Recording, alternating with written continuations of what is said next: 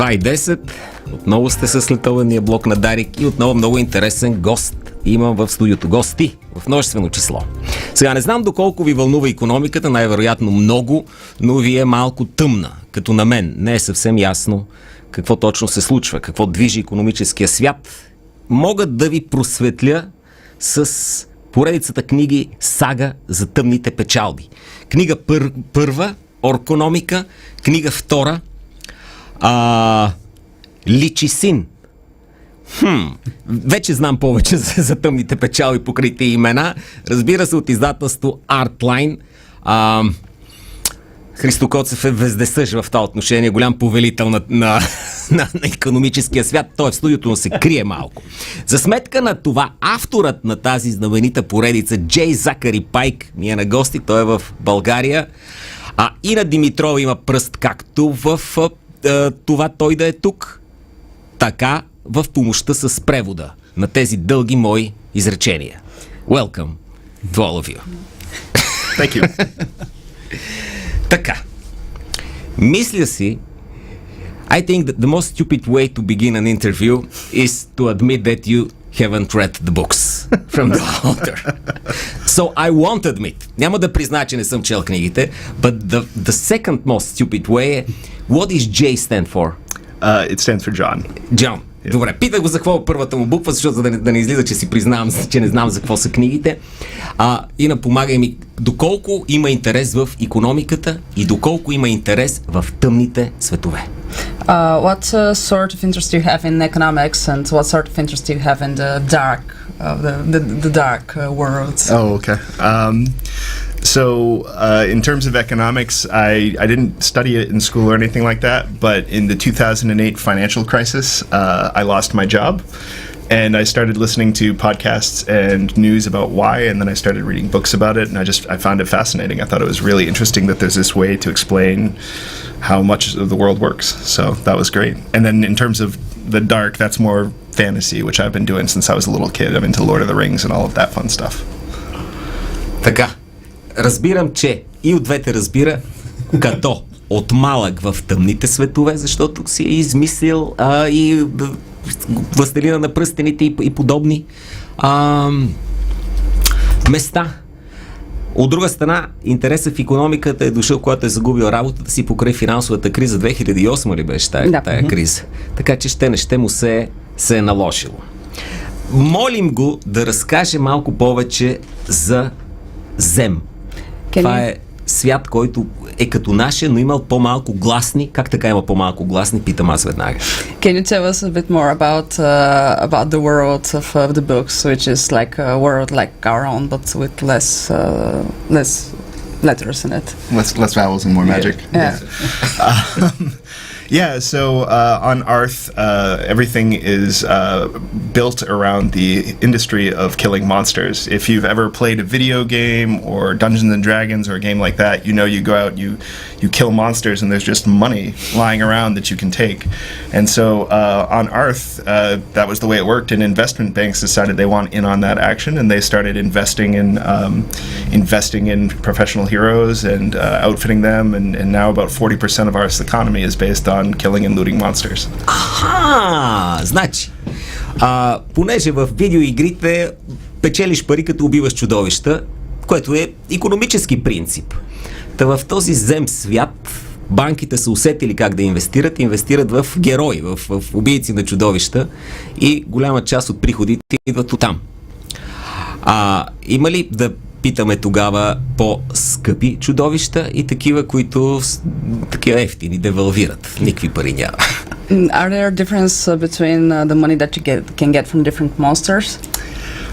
It's really just whatever they happen to have on them. If they took money and something from it, and I guess in some of the parts of the book, some of the bigger monsters are kind of cut up and butchered for their parts that get sold for medicine or meat or things like that. But yeah, it's mostly about that cycle of looting and violence and stuff like that. And obviously, that's no good way to sustain an economy. So.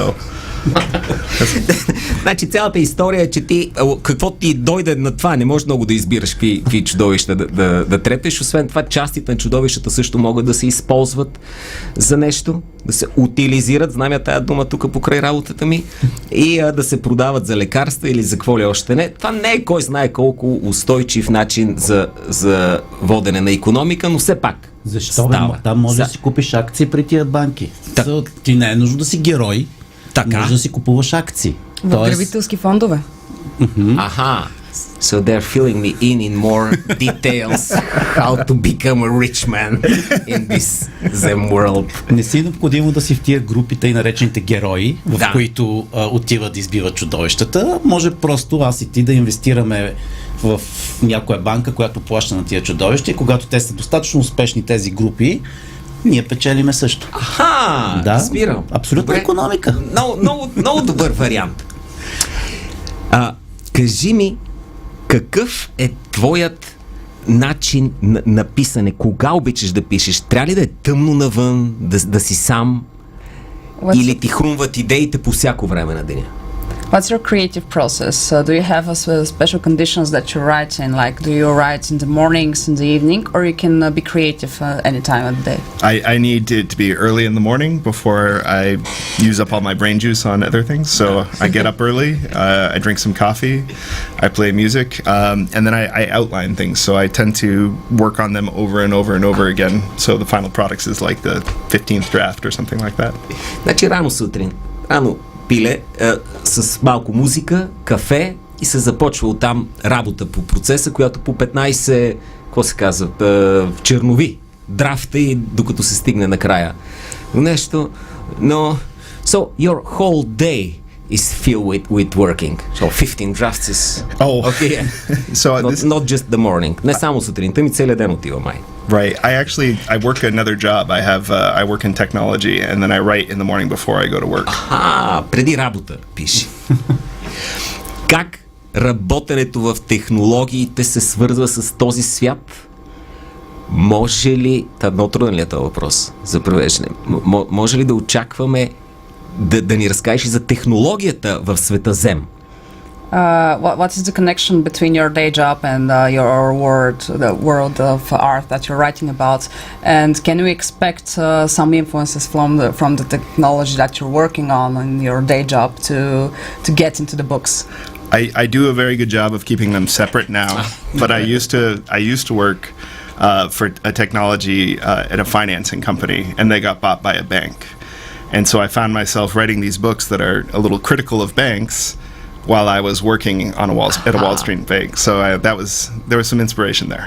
Значи има вдъхновение, защото има критика към банките в тези книги, а пък една банка е купила всъщност фирмата или там това, в което е работил преди това, така че съществува такава критика.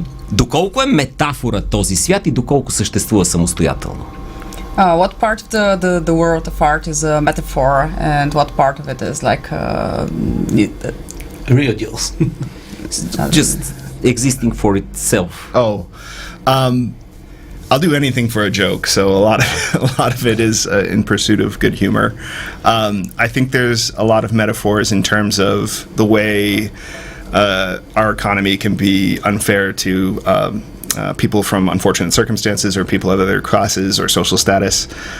And there's obviously metaphors like in book 2, collateralized threat obligations become a problem, and that's similar to collateralized debt obligations from 2008. So there's parts that are pretty directly metaphors, but there's a big fantasy story interwoven there. Значи, голяма фентази история, разбира се, сама по себе си, но има и метафори. Той пише, за да открива смешките, веселите неща, където могат да бъдат открити, т.е. навсякъде. Но от друга страна, книгите са и метафора на банковата система. Плюс това бяха употребени няколко термина, които не ги разбирам съвсем, но и те са критикувани. И те има метафора в книгите. Сега, не съм сигурен икономически ли е следващия ми въпрос. Само за орките ли важи този тип икономика? Има ли тролове в този свят? The question is this economics only for orcs? Do you have another creatures like trolls? And I know what, but I won't answer. Arth is very diverse. So there are orcs, dwarves, elves, trolls, goblins, gremlins, dwarves. Yes, our main character is a dwarf. Many different types of people. Значи много различни видове. Джуджета, главният герой е джудже, има елфи, има орки, има тролове. Не случайно питах за троловете, защото ние тук знаем, че най-много те в България най-много троловете пари изкарват. Just that in Bulgaria the trolls make most money. Mostly on internet. Just interfering with our minds. Казвам от тук как троловете по 4000 лея взимат, останалите не ги лови икономиката. What are you working right now on? I mean, with your coffee early in the morning. So the Dark Prophet saga is going to be a trilogy, 3 books. Okay, трилогия е сага за тъмните печалби. Right, and I'm working on book 3. Lift the curtain, please. What's happening with the financial world in book 3? So in book 3, the big reveal is going to be about the Dragon of Windspar, or the DOW, and how everyone has been investing in it, and that may not have been the best move. Инвестиция в дракон. Има? Да, този е един много страшен дракон, който никой приключенец не иска да отиде да убие. Доста е сериозен като чудовище. Между другото, джуджето, за което той спомена, неговия подход към печалбата е доста по-различен. Неговата работа е да убира героите, които убират чудовищата. Той е бил приключенец, бил е примерно решил, че това вече, т.е. има история, защо вече не е приключенец и нов бизнес е подхванал, той убира героите, които убират чудовищата. Мисля, страшна сатира е това. Такъв хубав микс от фентази, икономика и комедия много рядко среща. Много рядко. С доста хванати сериозна така обществена критика и проблеми, нали, които идва в този свят с проблемите. И аз разбрах, че татко ти всъщност е насочил цялото издателство, така ли? Да, с баща ми от много години четем доста подобни книги, като цяло имаме една обща библиотека и в един момент аз отивам да го видя и той ми препоръчва книга и казва, тук чета една много готина книга, много ми харесва, той е икономист освен това, много ми харесва, супер готино фентази, комично и аз казах, окей, що ме споменава, нали, така директно, значи наистина е добра. Споменава ми още 2 пъти. И аз бях, окей, ще прочета каквото мога. Прочетох първите глави, които бяха качени в Амазон, след което отидох на работа и казах, нали, на Христо, тук баща ми чете една супер яка книга. Аз прочетох първите глави, звучи супер готино.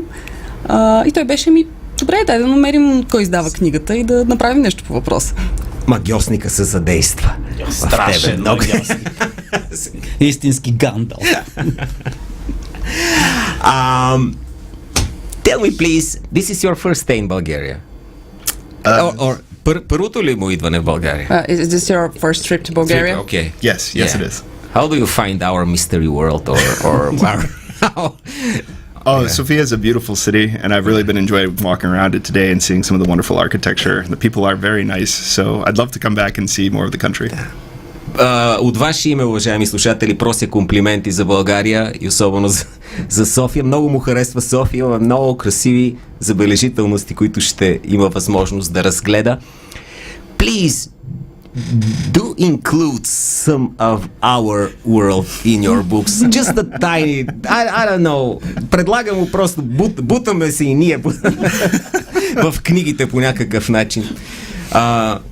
We are kind of I don't know, weird in economical way, you know. Странни сме в икономическо отношение, така че или ще объркаме света, или ще го оправим едно от двете. Destroy the world or make it better. This is a smart advice from a stranger in a video game. Това е умен съвет от страничен наблюдател във видеоигра. Okay, so Zakari, enjoy your stay here.